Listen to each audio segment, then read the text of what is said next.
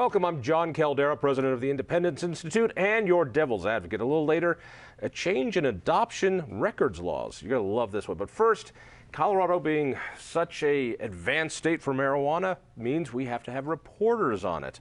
Who knew? From Westword, Thomas Mitchell, thank you for being here. Thanks for having me. And Kristen Wyatt from the AP. Thanks. Good to see you. Yeah. Now, when all this debate was going on, the last thing I thought of was, there's going to have to be beat reporters for a new industry. The Post has the Cannabis, and the AP has you, and Westword. Westword makes so much money off of pot because I think that's where all the ads are. But they need to have it. Tell me about the reporting on this, because before this, you were reporting on something that was kind of legal and medical, but not really. What's the difference now? What's it like on this beat? I would say it's. I always say there's no fatal dose of cannabis, but this drug is going to kill me.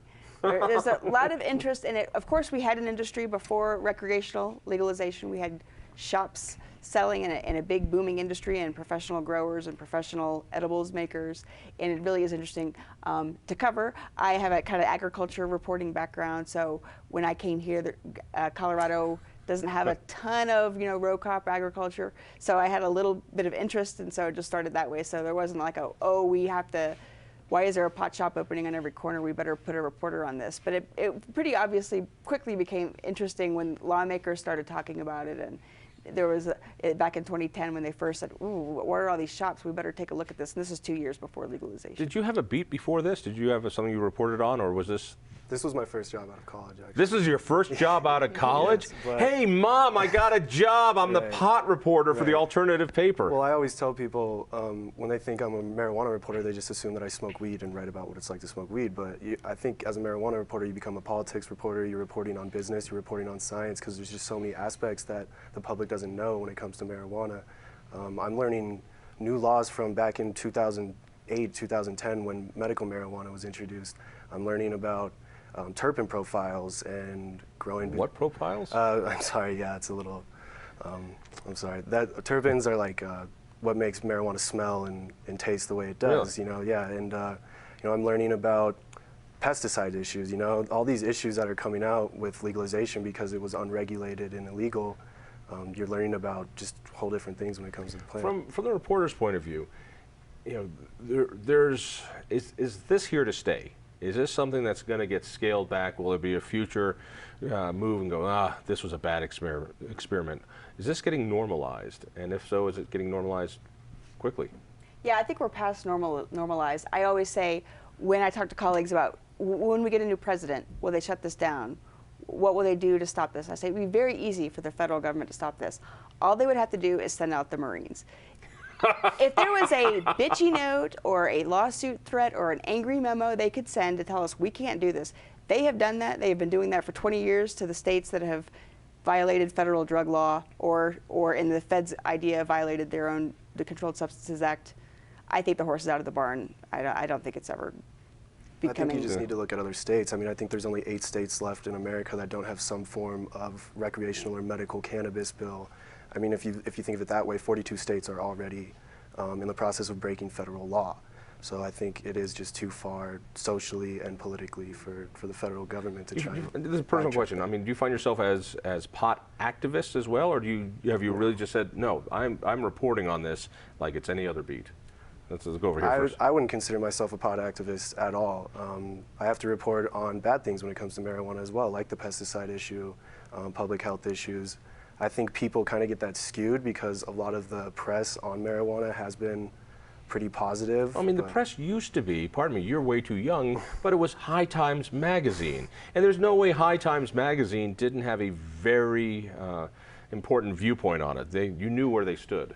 It is somewhat like other movements in that there was an advocacy core that has come, now it's more like covering a business. I think I'm a strong advocate for this, for the fact that we can ever have a story about Colorado that does not include the phrase Mile High or Rocky Mountain High talking about pot. But no, in general, I think you always know, and I'm sure he experiences the same, when you get a bunch of emails both from marijuana legalization advocates and a ton of emails from angry moms about how either whether you're such a prohibitionist or you're such a pothead. So that's how you kind of know you don't feel like you're an advocate. Have you gotten to this point where you're tired of the jokes from not just the colleagues here, but anybody out of state. You know that. Oh, I was seeing the nods. It's not necessarily the jokes, just the misinformation, I guess. What's the biggest one? Everyone that comes to visit Denver, they think that you can just light up a joint on the street, that you can go get it very easily. I mean, you can if you're 21, but they think if you're 18, you can just kind of, hey, mister, can you go buy me some pot? I don't think it's that easy. And I think the biggest misconception is just you can go smoke a joint on the street and everyone else is doing it, and it just reeks of pot. And I don't think that's true whatsoever. My folks are from out of state, and every time I think the biggest misconception is that it's really changed life, that things are different because of this. And I think because we had a pre-existing medical industry, that Denver has the same number of stores, or maybe not the exact same stores, but roughly speaking, you had to be a medical licensee in order to sell recreationally. Not much has changed. It kind of feels like it did in 2010. Well, yeah, in 2000. Well, when this started with medical, I know there was this, oh my God, what's going to happen? And then there was that, oh my God, there's one of those stores near my grocery store, or something like that. And people kind of chilled after that. Are we at that chill point again, or? I think Denver is. I think if you look at Colorado, there's kind of like a football-shaped bubble in the middle where there's communities that have accepted marijuana, commercial marijuana when it comes to Denver, Boulder. But once you start getting on the bordering towns, there are still towns. I think there was a dispensary trying to move in a mountain town, and a Holiday Inn filed a RICO lawsuit. The town didn't want it at all, and they ended up winning and pushed the dispensary out of the town. I think if you get into smaller communities, there is still that they don't want to accept marijuana as a commercial entity, it seems like. Well, and the law allows that too. I mean, right, that was one of the big 64. selling points of this was localities can say, great over there, not over here. So what's been the most surprising thing? I mean, you've been a reporter on lots of different issues, a lot of politics, so you're on this beat. What's the one thing that you said, that story surprised me? One thing that surprised me is how many projections from when this drug was entirely illegal all over the world, or most parts of the world, how many projections about how many people use it and how they use it turned out to be pretty correct. That surprised me. Yeah, in terms of, it's an old kind of a rule of thumb that 20% of the pot smokers smoke 80% of the pot, that a small number of heavy users use almost all of it. The old and it turns out Pareto that's pretty principle, yes. correct. Really? And in Colorado, when they had to, we passed a tax, they had to guess how much it would make. And you know, there were things all over the board, from it's going to make a jillion trillion to it's going to cost us money and enforcing all this. They came out only just a couple $1 million off, which is kind of amazing when you think of how did they know how much pot we'd be smoking. So I think that has surprised me how much we knew. Just ask the NSA. Yeah, exactly.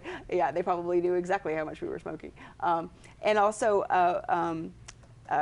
just going back to like what we thought was going to happen and kind of what did happen has surprised me a little bit, like how much they did anticipate pesticide problems. Even going back to 2010 things, they kind of knew this is going to come up as this becomes a real industry. Banking, bankruptcy law. It seems like the banking is the biggest hurdle here right now. After the banking problem, I think we all get that sooner or later the feds are going to have to say, yes, you can have a bank account, otherwise everybody's going to be dealing in Bitcoin or something. But what's the big issue? What's the hurdle what's the conflict in the industry? I mean, it's a very broad thing, but federal illegalization hurts everything, because if they want to do something medically, like recently PTSD was on the docket to be added to the debilitating conditions list for the state of Colorado. The Board of Health shot it down because they said they didn't have enough clinical or university studies. Well, that's not going to happen because pot's federally illegal. I think the same thing happens with pesticides. They've been looking to the EPA for help, but the EPA can't really help them because it's a federal agency. So then it falls on these state agencies. So I just think forcing the state and forcing private businesses to do studies on marijuana's benefits, I think it's hampering. One of the best unintended consequences of legalizing pot was it got a bunch of pot users to be 10th Amendment fans. So wait a second, states have rights, states have rights. So I'll give it that. As far as the reporting of this, I know it's politics, it's industry, it's all these things. At what point does it become like the wine industry, where you're going to be talking about the awards that it won at this county, very prestigious, pot off or whatever it is, and people write reviews of the newest batch? I think we're past that point. I think it's boring in terms of the stories are like I said, bankruptcy law, intellectual property protection. Investing in this industry, it's kind of like covering any other business. And when I say it's boring, it's less of like, oh my gosh, there's pot in this story. It's more like about the nitty gritty of like covering an industry. So for that perspective, I think it's gotten a little old hat. Yeah. I think it's a generation thing. The people who do enjoy wine are usually more fluent, a little more cultured when it comes to what they like to drink when it comes to alcohol. Most marijuana smokers, I was at the High Times Cannabis Cup for work this year. Slow down. The High Times Cannabis Cup. What is the High Times Cannabis Cup? I would call it a less organized version of the Great American Beer Festival. Much less organized version of the Great American Beer Festival. But images. I'm getting images already. I'm seeing a Cheech and Chong routine right there. You're not very far off at all, actually.